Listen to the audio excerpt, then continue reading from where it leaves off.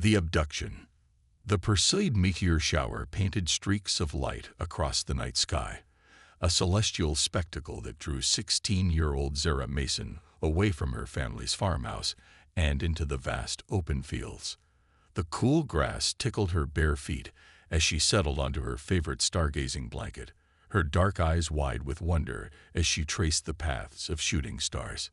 "Make a wish, Zara," she whispered to herself, clutching her grandfather's old pair of binoculars. The weight of them around her neck was comforting, a tangible link to the man who had first sparked her love for the cosmos. As midnight approached, the frequency of meteors increased, and Zara found herself gasping with delight at particularly bright flashes. But then something changed. One streak of light, brighter than the rest, didn't fade away. Instead, it grew larger, its trajectory shifting until it was clear this was no ordinary meteor. Zara scrambled to her feet, heart pounding as she tracked the object's descent. It was heading for the dense forest that bordered their property, less than a mile from where she stood. "Oh my God," she breathed, fumbling for her phone. Her trembling fingers managed to switch on the camera just as the object disappeared behind the tree line. A resounding boom shook the ground, and a flash of blue-white light illuminated the forest for a brief electric moment. For several heartbeats, Zara stood frozen, her mind racing. She should go back to the house, wake her parents, call the authorities. But curiosity, that relentless driver of human exploration, pulled at her. Before she could second-guess herself, Zara was running toward the forest, her phone's flashlight beam bouncing wildly in front of her. The smell of ozone and something alien, acrid and metallic, filled her nostrils as she approached the impact site. Smoke curled through the trees, and the undergrowth crunched beneath her feet, scorched by intense heat. And there, in a small clearing created by its violent arrival, sat an object that defied Zara's understanding. It was no meteor, but a sleek, oval pod about the size of a car. Its surface was a deep, matte black that seemed to absorb the light from her phone. No seams or openings were visible, and despite the impact, it appeared completely undamaged. "Hello," Zara called out, her voice shaky. Is anyone hurt?" She inched closer, the rational part of her brain screaming at her to run. But she couldn't leave, not without knowing. As she neared the pod, a soft blue glow emanated from its surface, pulsing gently. Entranced, Zara reached out a hand. The moment her fingertips brushed the smooth, cool surface, the pod came to life. A beam of light shot out, enveloping her in a grid-like pattern that swept over her body from head to toe. "Hey," she yelped, stumbling backward. The scan completed, and the pod emitted a series of high-pitched tones. Then silence. Zara's phone chimed, startling her. A text from her mom. "Where are you? It's late." As she began to type a response, the ground beneath her feet trembled. A low, ominous hum filled the air, growing louder by the second. Zara looked up from her phone, her blood turning to ice as she saw the trees around her bending, their leaves whipping in a sudden, unnatural wind. Above the canopy, a massive shape blocked out the stars. Red lights winked on along its length, revealing a craft of impossible size. This was no human aircraft. It was something else entirely. Terror gripped Zara, galvanizing her into action. She turned and ran, branches whipping at her face as she crashed through the underbrush. Behind her, a brilliant beam of light shot down from the craft, illuminating the forest in stark alien daylight. Zara's lungs burned as she sprinted, panic lending speed to her feet. She could hear something crashing through the forest behind her, gaining ground with inhuman swiftness. Her home was in sight now, its warm, yellow windows a beacon of safety. "Mom! Dad!" she screamed, her voice raw with fear. "Help!" She was so close, just a few more yards. A hand clamped down on her shoulder, impossibly strong. Zara shrieked as she was lifted off her feet, kicking and flailing. Her phone slipped from her grasp, tumbling to the ground. As she was turned to face her captor, Zora's scream died in her throat. The being before her was tall and lean, its skin a pale, luminescent blue. Multiple black eyes regarded her with cold intelligence, and a breathing apparatus covered the lower half of its face. More of the creatures emerged from the shadows, surrounding them. One bent to retrieve Zora's fallen phone, examining it with interest. "Let me go," Zora yelled, struggling against the iron grip. "What do you want?" The alien holding her tilted its head, then touched a device on its wrist. A holographic display sprang to life, showing a rotating double helix. Certain sections were highlighted, pulsing in rhythm with Zora's racing heartbeat. The aliens conferred in a language of clicks and whistles. Though she couldn't understand the words, their excitement was palpable. Whatever they had found in her, it was valuable to them. Zora's captor began to drag her toward the waiting beam of light. In desperation, she twisted in its grasp and managed to land a solid kick to what she hoped was a vulnerable spot. The alien's grip loosened just enough for her to wrench free. She dove for her phone, snatching it from the surprised alien's grasp. As strong hands seized her again, Zora managed to unlock the screen and open her video camera. "My name is Zora Mason," she gasped into the lens, tears streaming down her face. "I'm being taken by aliens. This is real. Please, someone help." The phone was torn from her hands. The last thing the camera captured was Zora's terrified face as she was lifted into the air, the beam of light engulfing her. In the Mason household, a late-night news broadcast was interrupted by an emergency alert. Phones across the country lit up with the same urgent message. "Unknown craft sighted. Multiple abductions reported.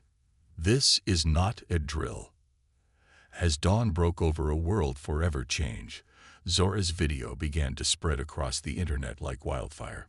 Humanity's first verifiable contact with alien life had come not with diplomacy or grandeur, but with the terror-filled plea of a young girl torn from her home.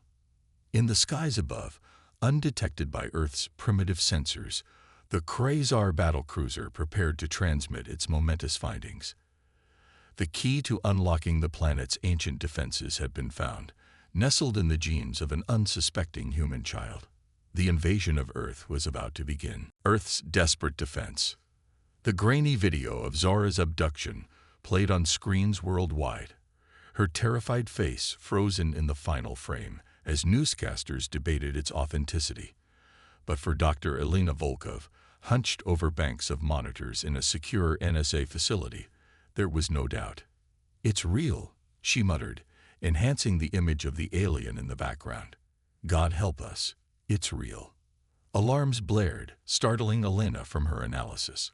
Red warning lights bathed the room in an ominous glow as technicians scrambled to their stations. "Multiple bogies entering atmosphere," shouted an analyst. They're everywhere." Elena's eyes widened as she watched dozens of red dots materialize on the global map. The Quasar ships, previously invisible to Earth's detection systems, had suddenly revealed themselves, and they were heading for every major city on the planet.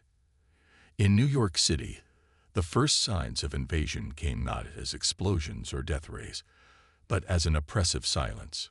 Every electronic device in the city went dark simultaneously, plunging Manhattan into an eerie quiet broken only by the screech of tires as vehicles lost power. High above Times Square, a massive ship shimmered into view, its obsidian surface reflecting the panicked crowds below. Similar scenes unfolded in London, Tokyo, Moscow, and dozens of other population centers around the globe. At the United Nations headquarters, hastily assembled world leaders watched in horror as the alien craft took position above their cities. The Secretary General, his voice shaking, addressed the emergency session. "We are facing an unprecedented threat to our very existence," he began, only to be cut off as the main screens in the assembly hall flickered to life, displaying the alien transmission.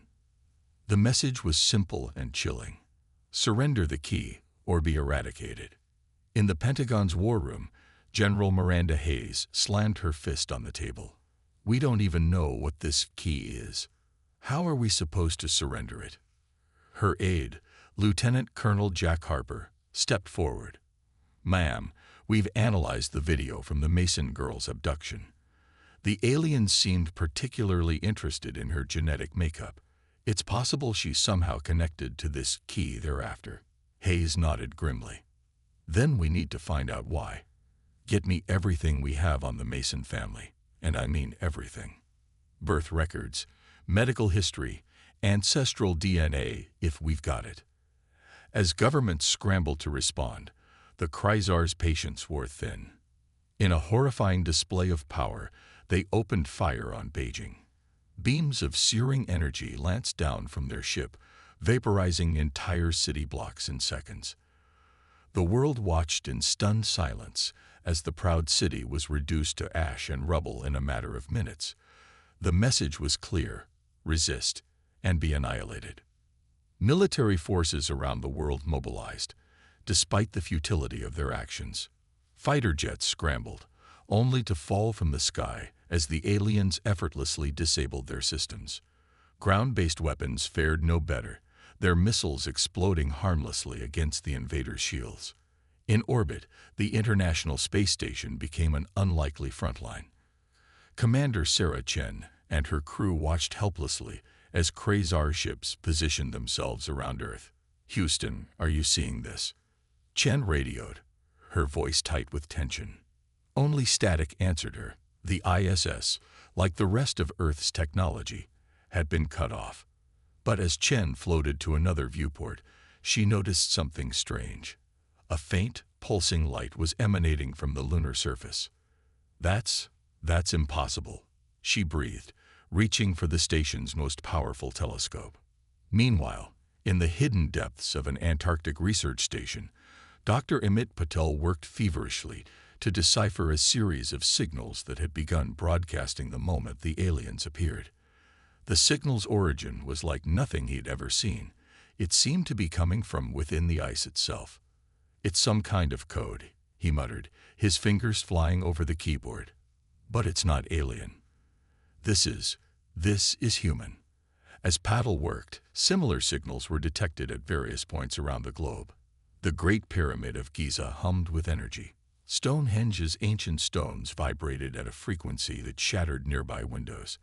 And deep in the Amazon rainforest, a long-lost city began to rise from the earth, guided by an unseen hand.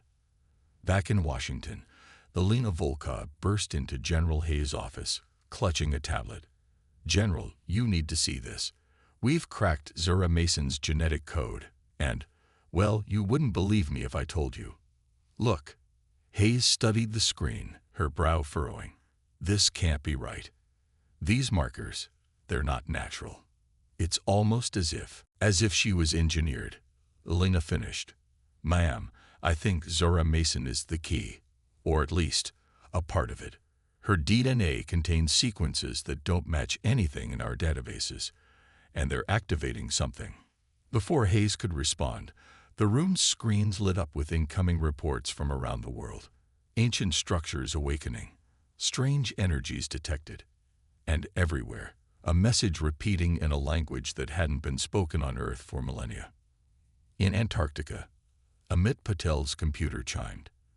The code had been broken. As he read the decrypted message, his eyes widened in disbelief. "Oh my God," he whispered. "It's instructions. Instructions to activate something called Protocol Lazarus." The message spread rapidly through what remained of the global communications network. In every country, at every site where the strange energies had been detected, teams raced to follow the instructions.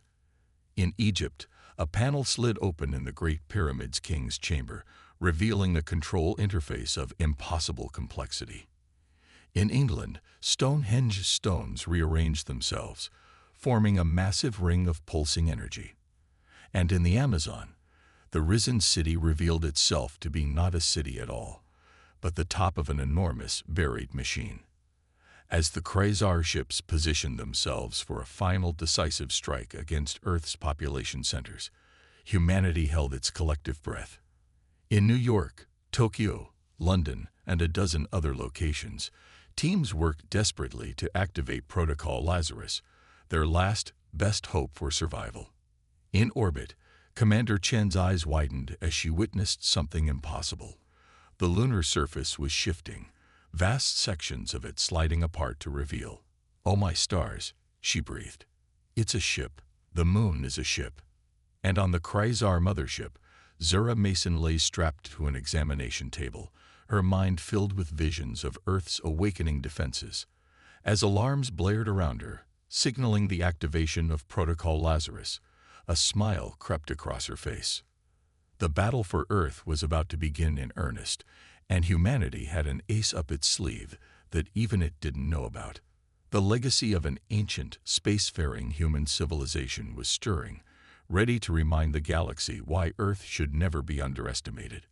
As massive forms began to rise from their long-hidden chambers around the world, General Hayes stood in the war room, watching the monitors with a mix of awe and determination.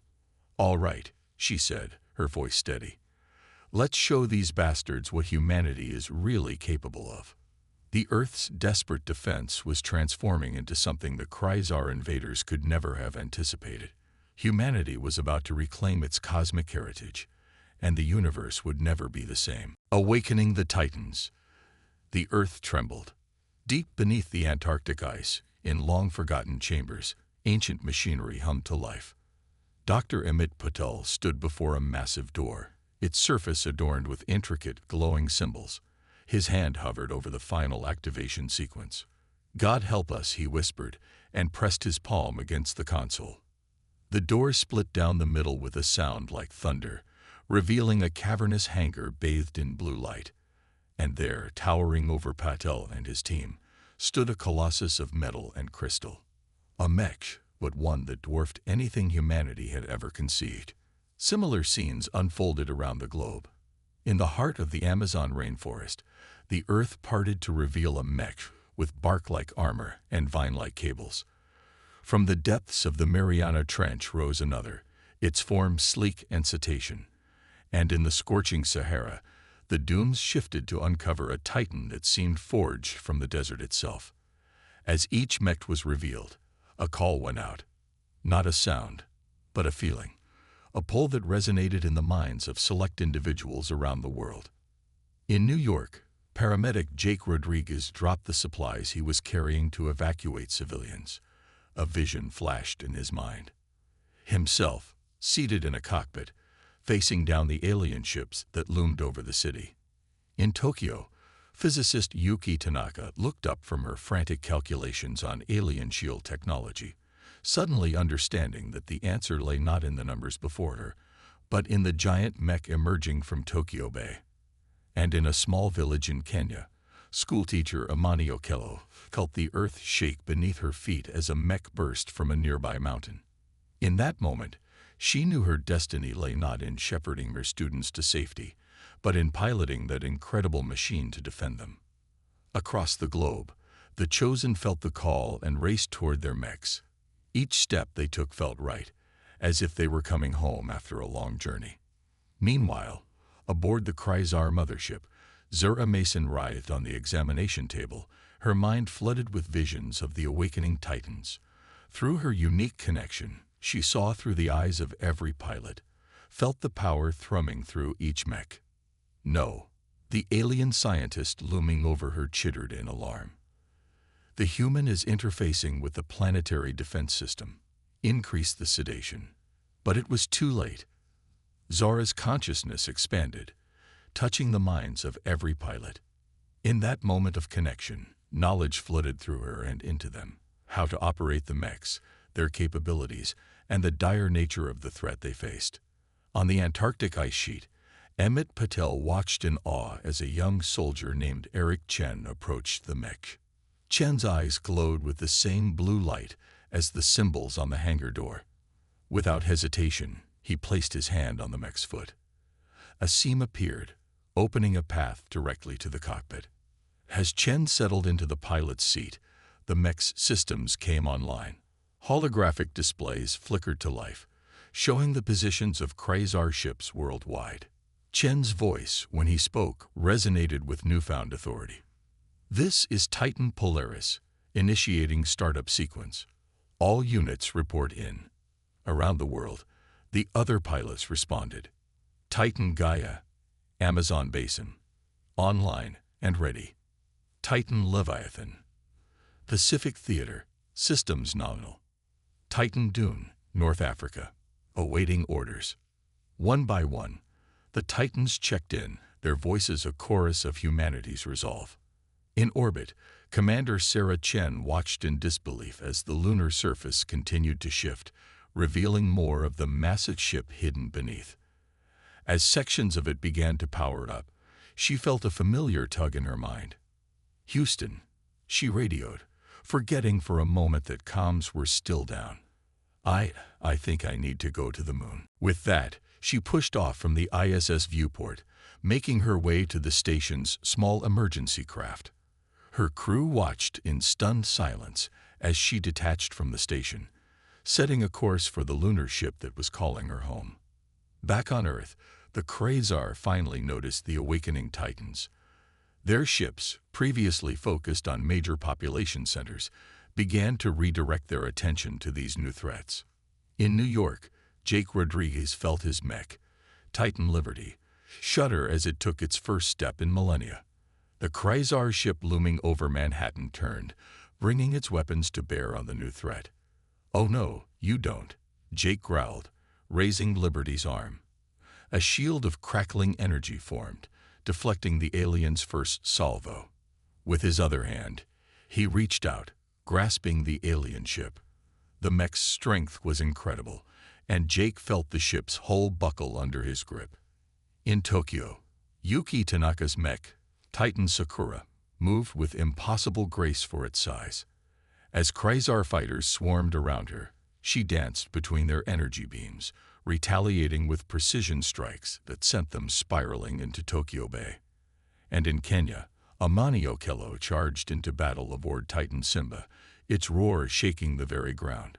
The mech's hands transformed into massive energy cannons, laying down suppressing fire that drove the alien ships back from the African continent. As the battles raged worldwide, Zara's connection to the pilots grew stronger. Through her, they coordinated their attacks with uncanny precision, outmaneuvering the Krayzar at every turn. The alien commander, watching the tide of battle turn, hissed in frustration. How is this possible? Their world was defenseless mere hours ago. His science officer, still monitoring Zora's readings, chittered nervously. The human girl, she's not just connected to their defense system. She's enhancing it, evolving it in real time. Every moment we delay, their weapons grow more effective against us. In Antarctica, Amit Patel watched the global battle unfold on his screens. Titan Polaris stood guard over the facility, its presence a reassuring bulwark against the alien threat. But even as hope swelled in his chest, Patel noticed something alarming. "The energy readings," he muttered, enhancing the display. "They're off the charts. If this keeps up." He keyed the comm to Titan Polaris. "Eric, we have a problem. The Titans are drawing immense power from somewhere, but it's not sustainable. At this rate, they'll burn out in hours, maybe less." Inside his cockpit, Eric Chen frowned. He could feel the truth of Patel's words in the strain of his mech systems. "Understood, Doctor. But we don't have a choice. We have to keep fighting." As if in response to this dire realization, a new presence made itself known in the Titan's shared consciousness. Commander Sarah Chen, now interfaced with the lunar ship, joined the neural network. "This is Titan Artemis," her voice rang out in every pilot's mind. "I'm bringing the big guns to the party. Hold on just a little longer, everyone." The surface of the moon rippled like water as the massive ship began to disengage from its cosmic hiding place. Pieces of the lunar landscape fell away, revealing gleaming hull plates beneath. Titan Artemis rose from its crater, a vessel of such immense size that it dwarfed even the Krayzar mothership. As it moved towards Earth, weapon systems that had lain dormant for eons came online. The Krayzar, seeing this new threat, began to regroup. Their ships pulled back from individual engagements, forming a defensive line between Earth and the approaching lunar colossus. But even as Titan Artemis approached, the Earth-bound mechs began to falter. Their movements became sluggish, their energy weapons flickering. Zara, still captive but more connected than ever to Earth's defense system, felt the strain. She knew that even with the arrival of Titan Artemis, it might not be enough. The Titans needed more power, more evolution, to overcome the Kryzar threat. As alarms blared across the Kryzar mothership and Titan Artemis loomed ever larger in the view screens, Zara made a decision. She would give the Titans everything she had, every ounce of her unique energy, her very essence. With a scream that shook the alien ship, Zara Mason unleashed her full potential. Across the Earth and in lunar orbit, the Titans blazed with renewed power. The final battle for Earth was about to begin, and the fate of humanity hung in the balance. The space offensive. The vastness of space erupted into a dazzling light show as Titan Artemis, Earth's lunar guardian, engaged the Kryzar fleet. Commander Sarah Chen, nestled deep within the heart of the massive ship, felt the raw power at her fingertips. Each thought translated instantly into action, the ancient vessel responding as if it were an extension of her own body. All Earth-based Titans, this is Artemis, Sarah broadcasted, her voice resonating through the neural network connecting all pilots. We're drawing their fire. Use this opportunity to regroup and prepare for ascension. On the surface of the planet, the Titans ceased their individual battles. As one, they turned their gaze skyward, their massive forms beginning to shimmer with energy. In New York, Jake Rodriguez felt Titan Liberty vibrate with newfound power. "What's happening?" he muttered, watching in awe as his mech's arms began to transform, panels shifting to reveal intricate mechanisms. Yuki Tanaka, piloting Titan Sakura over the ruins of Tokyo, gasped as her mech's cherry blossom-like armor began to unfold, revealing gossamer-thin energy wings. "It's evolving," she breathed. All across the globe, the Titans underwent similar transformations. In the Sahara, Amani Okello's Titan Simba roared, its form becoming sleeker, more aerodynamic. From the depths of the Pacific, Titan Leviathan breached the surface, its aquatic form reconfiguring for spaceflight. Dr. Amit Patel, watching from the Antarctic base, scrambled to make sense of the readings flooding his screens. "This is impossible," he muttered. "The energy required for these transformations. It's off the charts." Aboard the Kryzar mothership, alarms blared as the aliens registered the sudden spike in energy from Earth's surface. The alien commander hissed in frustration, mandibles clicking rapidly as he issued orders to his fleet. "Ignore the lunar vessel. Focus all firepower on the planetary units before they can join the battle." But even as the words left his mouth, a new problem presented itself. Zara Mason, still strapped to the examination table, began to glow with an inner light that intensified by the second. The alien scientist monitoring her let out a screech of alarm. "Commander, the human subject. She's become unstable. The energy readings err." His words were cut off as Zora's restraints suddenly disintegrated. She sat up, her eyes blazing with the same ethereal light that now enveloped her body. When she spoke, her voice echoed with power that shook the very hull of the alien ship.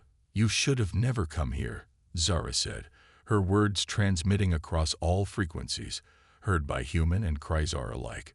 "Earth is under my protection." With a gesture, the ship's energy barriers collapsed. Klaxons wailed as the Kryzar realized their systems were suddenly vulnerable. In orbit, Sarah Chen felt Zara's presence join the neural network. "Now," Zara's voice rang out in every pilot's mind. "Take the fight to them." As one, the Earth-based Titans launched into the sky. Their newly transformed bodies pierced through the atmosphere, leaving trails of light in their wake. Jake's Titan Liberty, now sporting massive energy cannons, led the charge. Yuki's Titan Sakura danced between enemy ships, its energy wings slicing through Kryzar hulls like paper. Amani's Titan Simba pounced from ship to ship, its claws and teeth now capable of rending alien alloys. And Eric Chen's Titan Polaris generated a massive ice field in space, trapping and crushing enemy vessels. The space around Earth became a frenetic battleground. Titan Artemis provided cover fire with weapons that defied human understanding, while the smaller, more agile Earth Titans darted between enemy ships, wreaking havoc. Inside the Kryzar mothership, Zora floated in the command center, surrounded by a sphere of pulsing energy.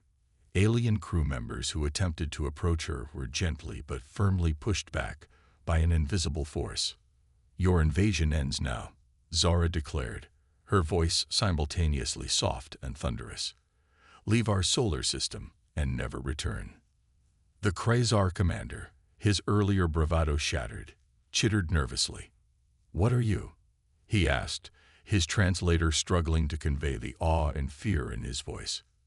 Zora's eyes, glowing with cosmic fire, met his gaze. "I am humanity's legacy and its future. I am the key you sought, but could never understand." Outside, the tide of battle had definitively turned. The Kryzar ships, once seemingly invincible, were no match for the combined might of the evolved Titans and Zora's awakened powers. Sarah Chen, directing Titan Artemis with the finesse of a conductor leading a cosmic orchestra, felt a swell of pride. Humanity, on the brink of annihilation just hours ago, was now pushing back an alien armada with technology beyond their wildest dreams.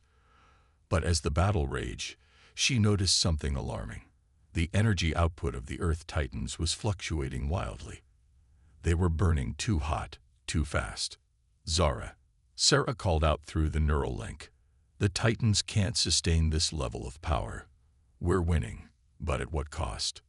Zora, still aboard the Kryzar mothership, closed her eyes in concentration. She could feel the strain on the Titans and their pilots. The power they were channeling was never meant for prolonged use. A decision had to be made. "All Titans," Zora broadcast, her voice calm but urgent, "fall back to Artemis. It's time for the final play." As the Earth Titans disengage, flying towards the massive lunar ship, Zora turned her attention to the Kryzar commander. "This is your final warning. Retreat or face the consequences." The alien leader, seeing his fleet in tatters and this godlike being before him, made the only choice he could. "All ships," he commanded, "disengage and prepare for emergency transition." As the Kryzar fleet began to pull back, Zora allowed herself a small smile. But she knew the danger wasn't over. The Titans were critically unstable, and the power she was channeling threatened to tear her apart. With a thought, she transported herself from the alien ship to Titan Artemis Command Center. Sarah Chen turned, her eyes widening at the sight of the glowing teenager.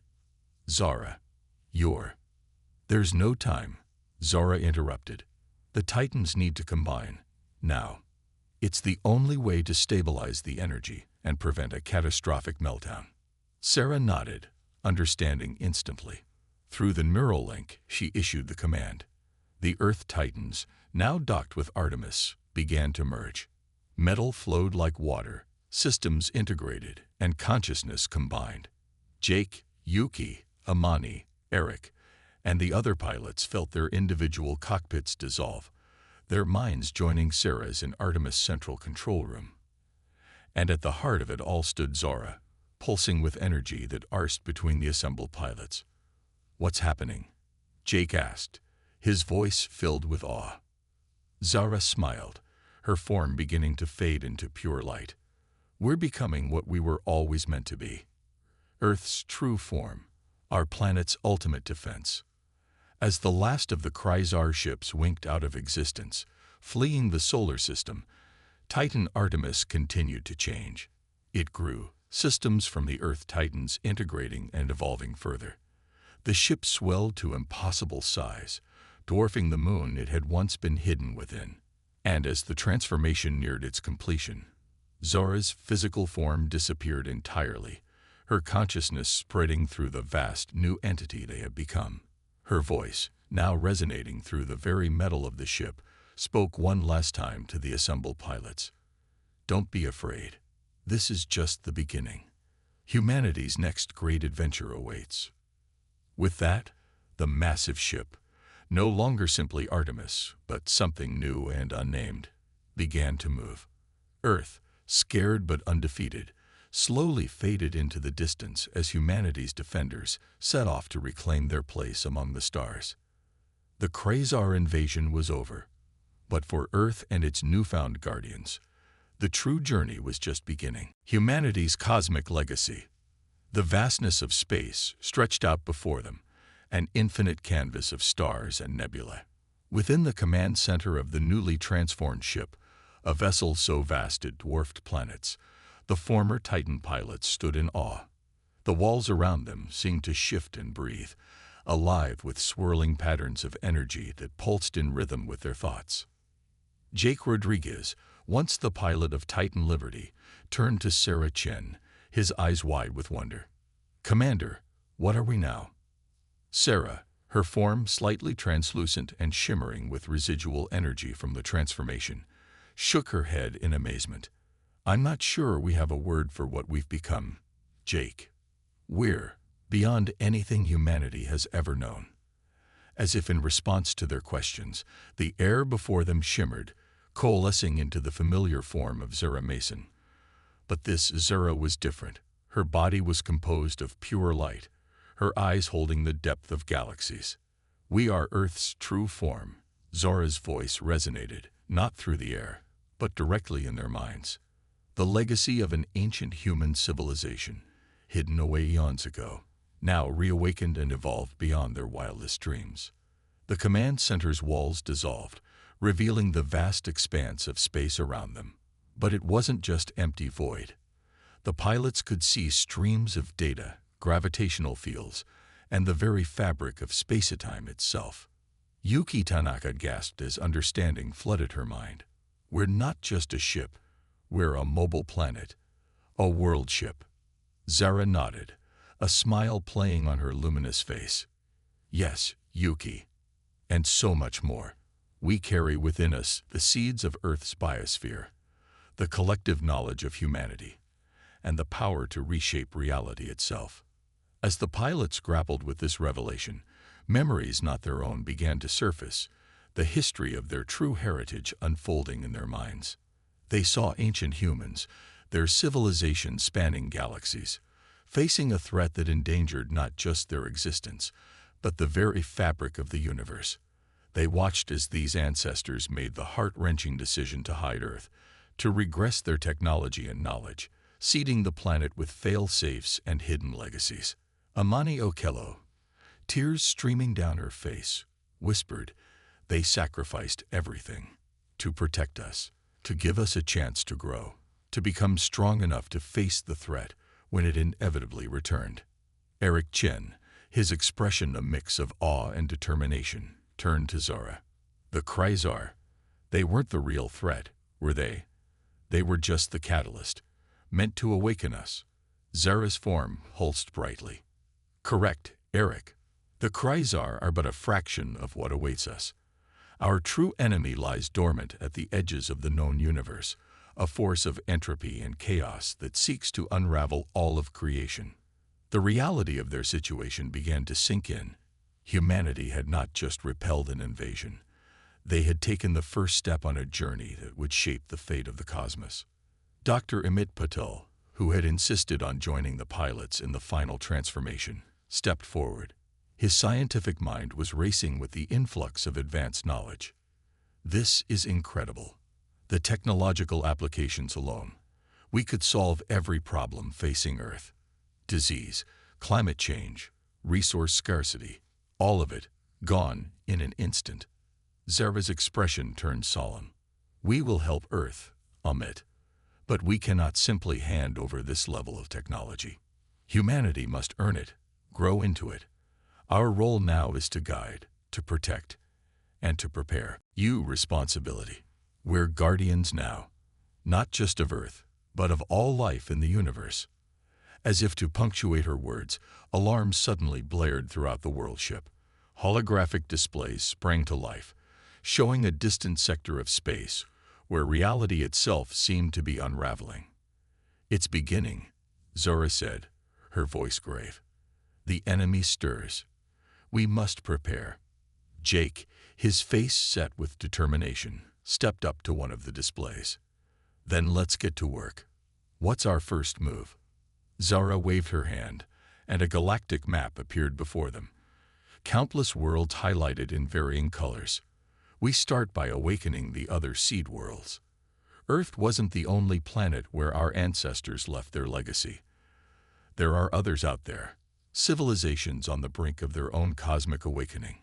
We must find them, guide them, and unite them for the trials ahead."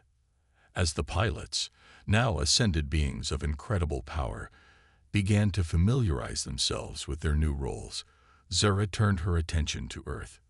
With a thought, she opened a communication channel to the planet's leaders.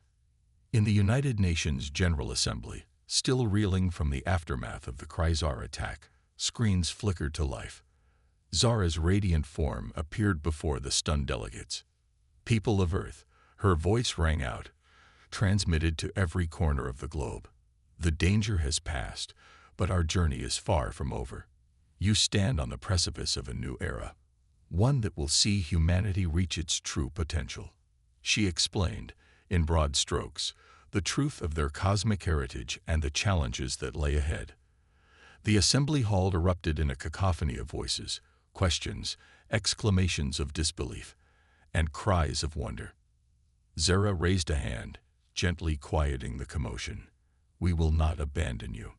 Earth remains our home, and we shall be its guardians, but we cannot fight your battles or solve your problems. The path forward must be walked by all of humanity, united in purpose and compassion." She outlined a plan, a roadmap for humanity's gradual ascension. New technologies would be introduced slowly, allowing society to adapt. Global cooperation would be encouraged, with the promise of greater rewards as humanity proved itself ready. "Look to the stars," Zara said, her voice filled with hope and challenge. "For they are no longer out of reach. Work together, grow beyond your differences, and you will join us among them sooner than you can imagine." As the transmission ended, leaving Earth's leaders to grapple with this new reality, Zara rejoined the pilots aboard the world ship. "It's done," she said, her form flickering slightly with the expended effort. "We've set them on the path. Now we have our own journey to begin." Sarah Chen, now fully embracing her role as commander of this cosmic vessel, turned to her crew. Each of them, Jake, Yuki, Amani, Eric, and Emmett, stood tall, their forms gradually becoming as luminous as Zora's, the full weight of their new existence settling upon them. "Well then," Sarah said, a smile playing on her lips, "where shall we begin?" Zara gestured, and the galactic map reappeared, a single point pulsing brightly. "There," she said, "another seed world, on the brink of its own awakening. They will need our guidance to face the trials ahead." As the world ship prepared to make its first faster-than-light jump, Jake couldn't help but laugh. "You know," he said, shaking his head in amazement, "when I woke up yesterday, I was just a paramedic in New York. Now we're off to save the universe." Amani grinned, the educator in her shining through. "Just think of it as the greatest field trip in history." With a shared laugh, a moment of levity before the weight of their cosmic responsibility fully settled in, the crew of Earth's world ship prepared to make the jump. As the stars around them blurred into streaks of light, each of them felt a swell of pride and determination. They were no longer just humans. They were humanity's cosmic legacy, awakened and empowered. And they would face whatever the universe had in store with the same ingenuity, courage, and indomitable spirit that had defined their species since the dawn of time. The next chapter of humanity's story was about to unfold, written across the stars themselves.